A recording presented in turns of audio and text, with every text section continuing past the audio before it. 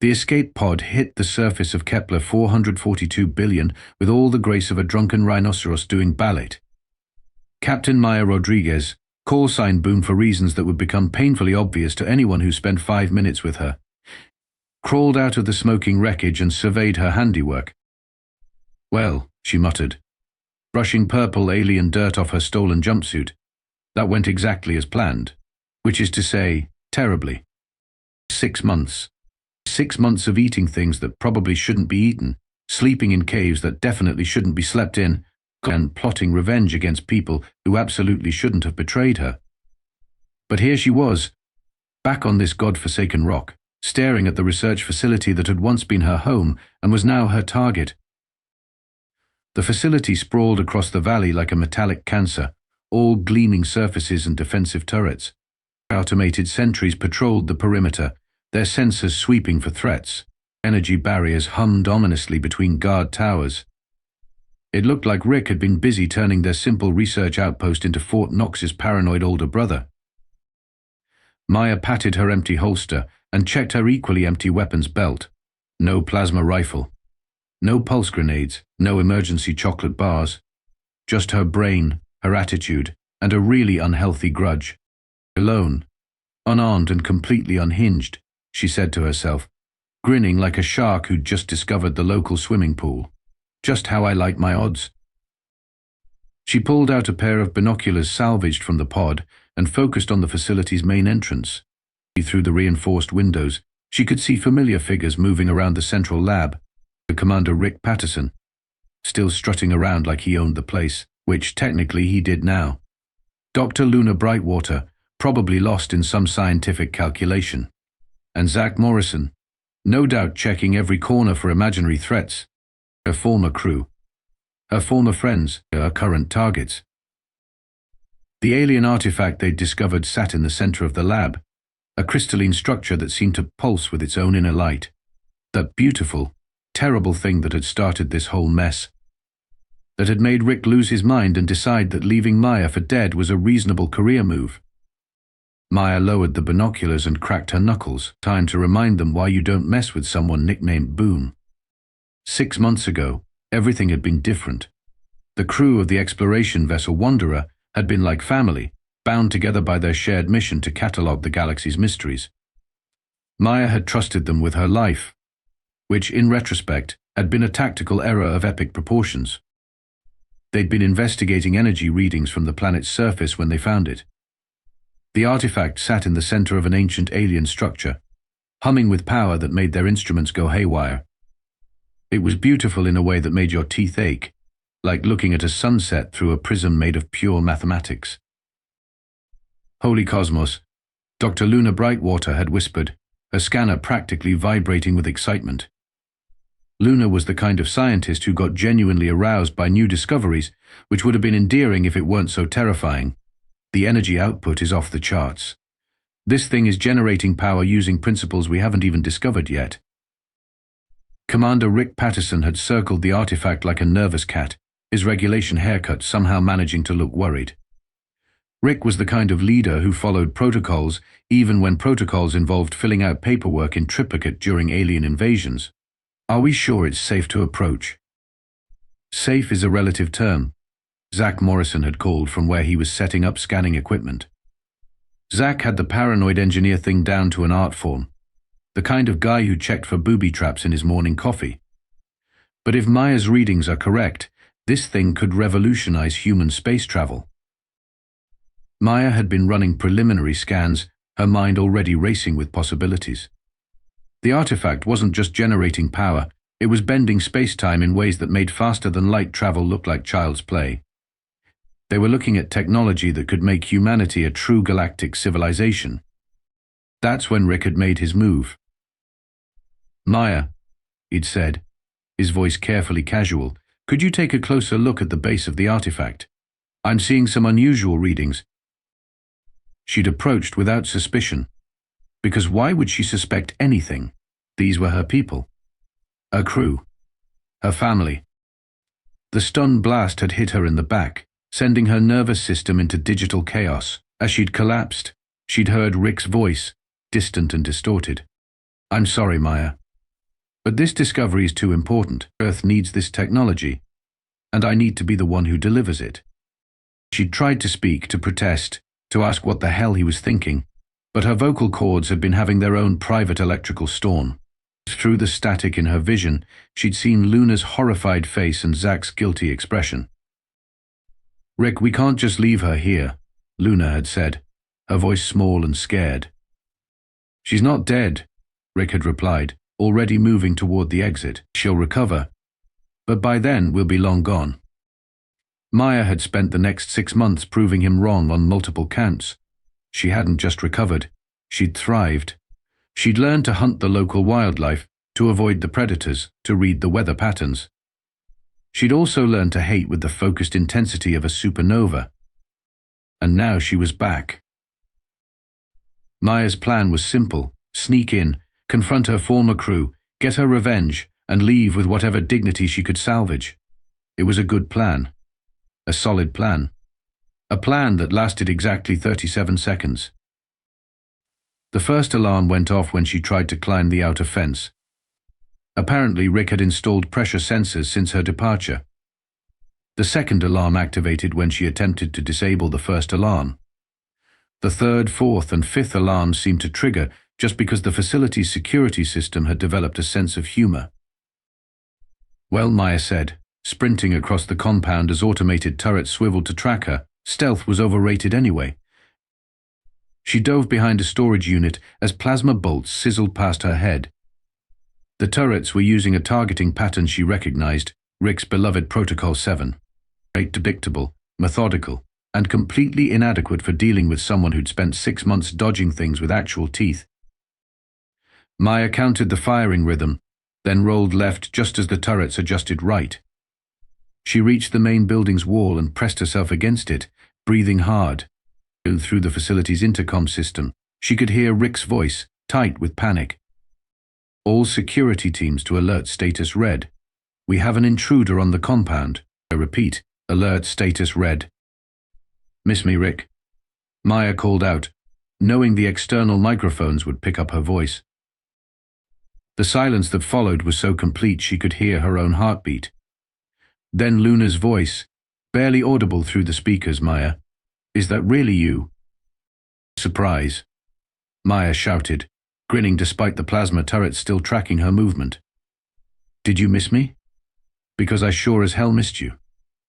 She spotted a maintenance hatch near the building's foundation. It was locked, but locks were just suggestions to someone who'd been living like a cave dweller for half a year.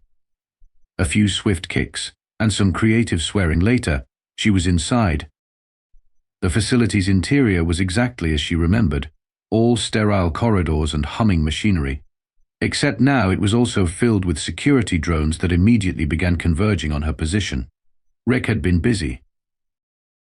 Maya ran through the corridors, her memory of the layout warring with the new security measures. She dodged past a plasma barrier that hadn't been there before, slid under a security scanner that definitely hadn't been there before, and vaulted over what appeared to be an actual laser grid. "Seriously, Rick?" she panted, momentarily pausing to catch her breath. "A laser grid? What are we, in a spy movie?"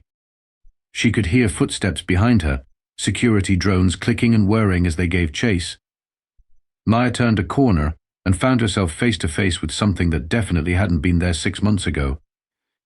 A security robot that looked like someone had crossed a spider with a tank and then given it anger management issues. "Oh, come on," Maya said, backing away slowly. "That's just showing off." The robot's weapon systems powered up with a sound like death clearing its throat. Maya looked around desperately and spotted a maintenance panel on the wall. Without thinking, she yanked it open and started pulling wires. The robot's targeting system stuttered, its weapons swiveling wildly. Maya grabbed a handful of cables and crossed them, sending sparks flying. The robot began spinning in circles, its sensors convinced that threats were coming from every direction at once. "Thanks for the trust issue, Zach," Maya muttered, recognizing the engineer's paranoid handiwork in the robot's programming.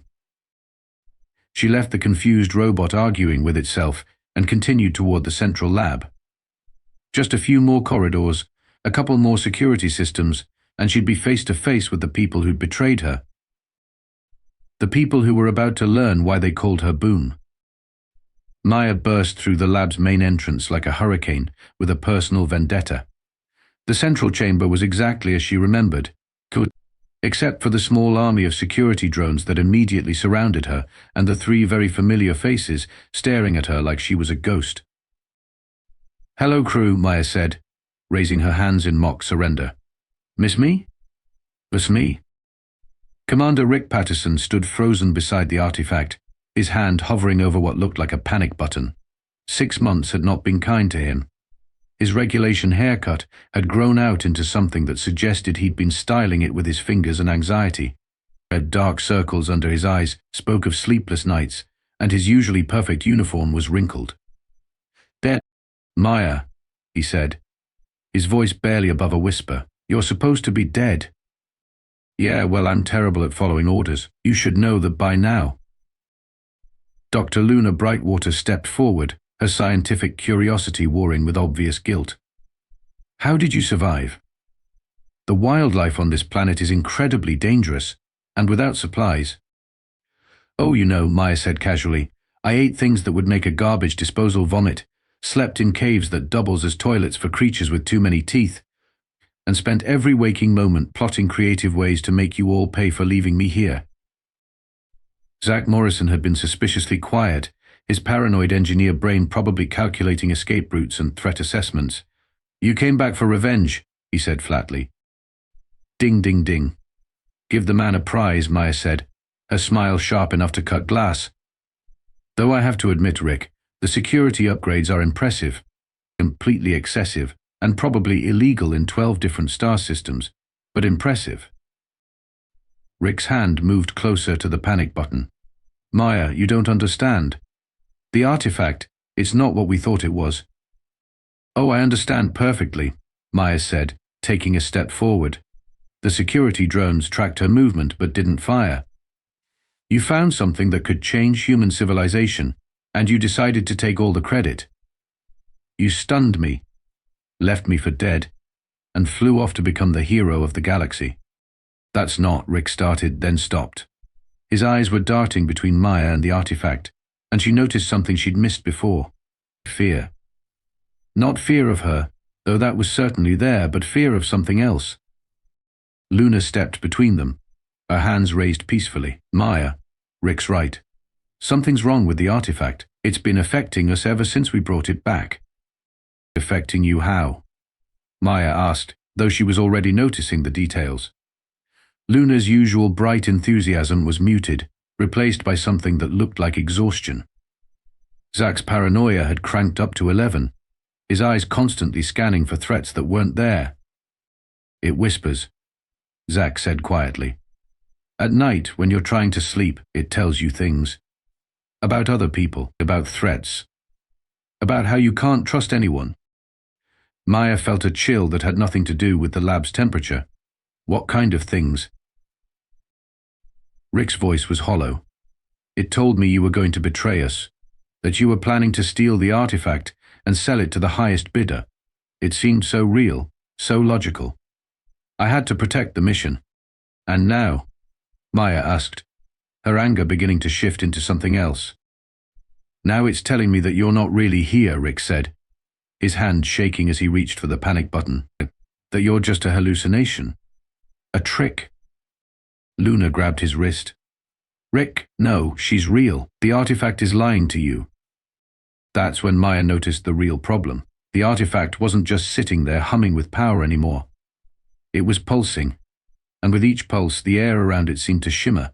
Energy readings on the lab's displays were climbing steadily. "How long has it been doing that?" Maya asked, pointing at the artifact. "Since yesterday," Luna said, her voice tight with worry. "We think it's been building up to something."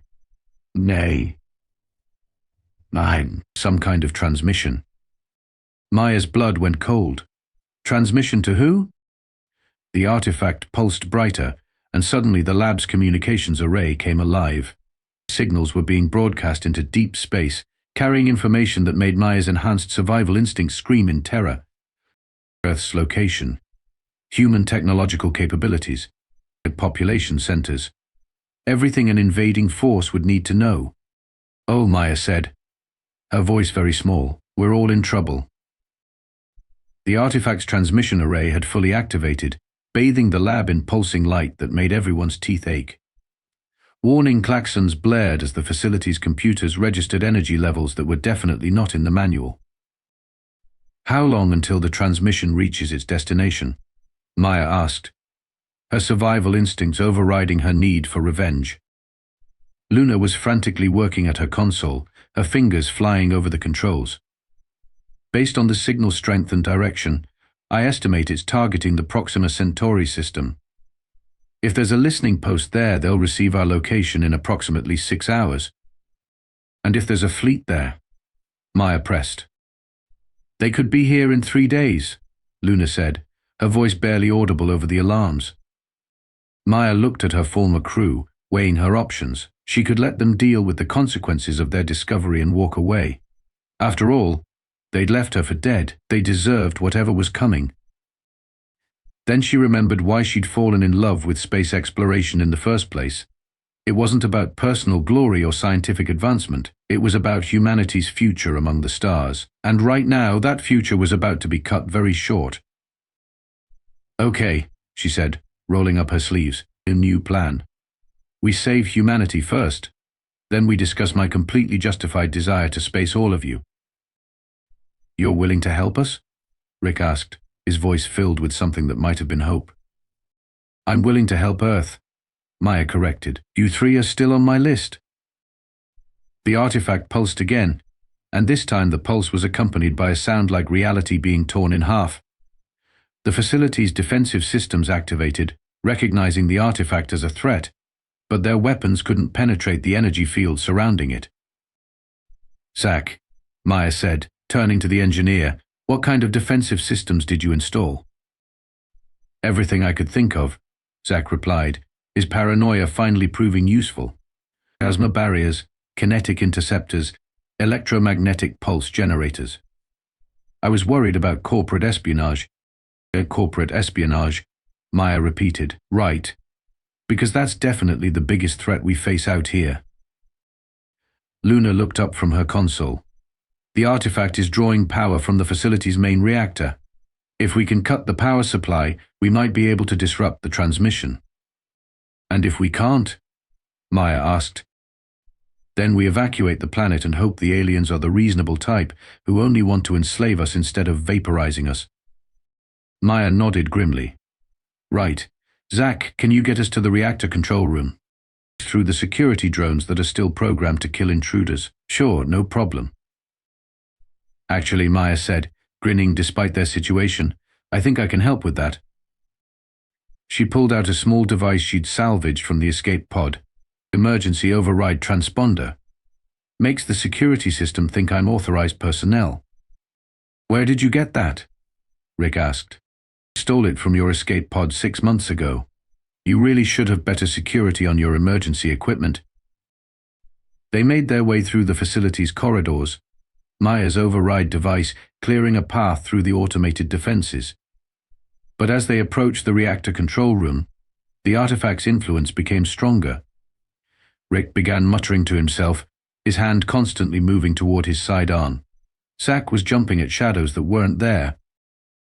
It's trying to turn us against each other, Luna said, her voice strained. The closer we get to disrupting its plan, the harder it pushes. Maya could feel it too, a whisper at the edge of her consciousness telling her that her companions were planning to betray her again, that this was all an elaborate trap, that she should strike first before they could strike her. Everyone focus on my voice, she said firmly. The artifact feeds on paranoia and distrust. Don't give it what it wants. They reached the reactor control room, where banks of controls managed the facility's power systems.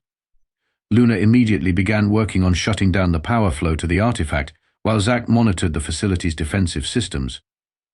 Power levels are dropping, Luna reported, but it's not enough. The artifact has some kind of internal power source. The artifact's transmission grew stronger, and through the facility's sensors, Maya could see something that made her blood freeze. Ships were emerging from hyperspace at the edge of the system. Sleek, alien vessels that moved with predatory grace. "We're out of time," she said. "New plan. We overload the reactor and blow the whole facility." "That will kill us all," Rick protested. "Better than being slaves to alien overlords," Maya replied. "Unless you have a better idea." Luna looked up from her console, her eyes bright with desperate inspiration, at the artifact's internal power source. "If we could reverse the polarity and feed the reactor's output back into it." "That's insane," Zack said. "The feedback loop would be unstable." "Unstable enough to destroy the artifact?" Maya asked. "Unstable enough to destroy everything within a 50-kilometer radius," Zack corrected. Maya grinned. "Now that's more like it." The next few minutes were a blur of frantic activity, desperate improvisation, and the kind of technical discussions that would have bored Maya to tears under normal circumstances. But with alien ships dropping out of hyperspace and the artifact's transmission growing stronger by the minute, she found herself surprisingly interested in the finer points of reactor physics. "Okay," Luna said, her hands dancing over the controls. "I've reversed the polarity on the main power coupling. Zack, I need you to reroute the emergency power systems to create a feedback loop." "This is going to hurt," Zack muttered, but his fingers were already flying over his console. Rick stood guard at the door, his weapon drawn and his eyes constantly scanning for threats. The artifact's mental influence was strongest here, and Maya could see him fighting an internal battle between duty and paranoia. "Rick," Maya said gently, "talk to me. What's it telling you?" "That you're not really here to help," he said through gritted teeth. "That this is all an elaborate revenge plot, and that you're going to let us die." "And what does your brain tell you?" Rick was quiet for a moment, considering that I'd been an idiot. That I let fear make me betray the best pilot I'd ever served with. That I deserve whatever happens to me. "Well," Maya said, "you're not wrong about the idiot part. Despite everything," Rick almost smiled. "I'm sorry, Maya. I know that doesn't change anything, but I'm sorry." "Apology noted," Maya said. "We'll discuss terms of your punishment after we save humanity." Luna's console began flashing red warning lights. "Feedback loop is building. We need to evacuate the facility now." They ran through corridors filled with emergency lighting and blaring alarms. Behind them, Maya could hear the sound of the artifact's containment beginning to fail. The whispers in her head grew louder, more desperate, as if the alien intelligence behind them realized its plan was falling apart. They reached the facility's emergency exit just as the feedback loop reached critical mass. The explosion that followed was visible from orbit, a pillar of light that turned night into day across half the continent. The alien ships that had been approaching the planet suddenly found themselves with nothing to investigate except a very large crater. Maya picked herself up from where the shockwave had thrown her and looked around. Luna was unconscious but breathing. Zack was inventorying his injuries with typical engineering precision. Rick was staring at the mushroom cloud on the horizon with something that might have been awe. "Well," Maya said, dusting herself off, "that was fun. What's our next move?" "Next move?" Rick asked, turning to her with confusion. "The alien fleet is still out there," Maya pointed out.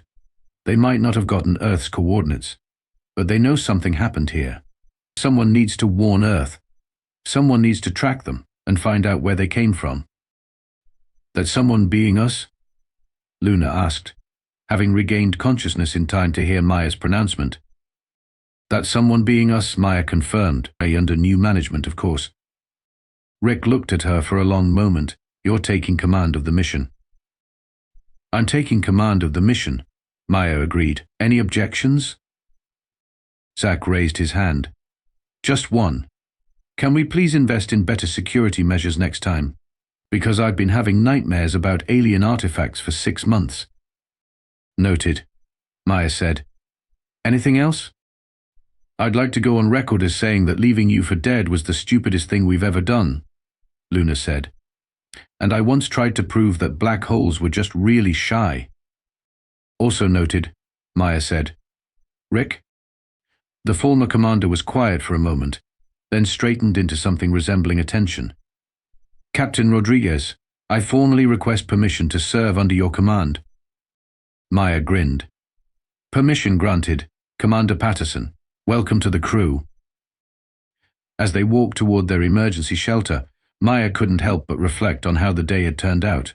She'd come back for revenge and ended up saving humanity instead. She'd planned to destroy her former crew and ended up leading them. She'd expected to die alone and angry, and instead found herself surrounded by people who, despite their flaws, she was beginning to remember why she'd called family. You know, she said to no one in particular, I really need to work on my life planning skills. Behind them, the crater that had once been their research facility continued to glow with residual energy. Above them, alien ships began their retreat to whatever dark corner of the galaxy they'd come from. And ahead of them, the stars waited with infinite patience for humanity to find its way among them. Maya looked up at those stars and smiled. After all, someone had to keep an eye on things out there. Someone had to make sure humanity's expansion into the galaxy went smoothly. Someone had to be ready to say boom when the situation called for it. And Maya Rodriguez, captain of the newly reformed exploration crew, was exactly the right person for the job.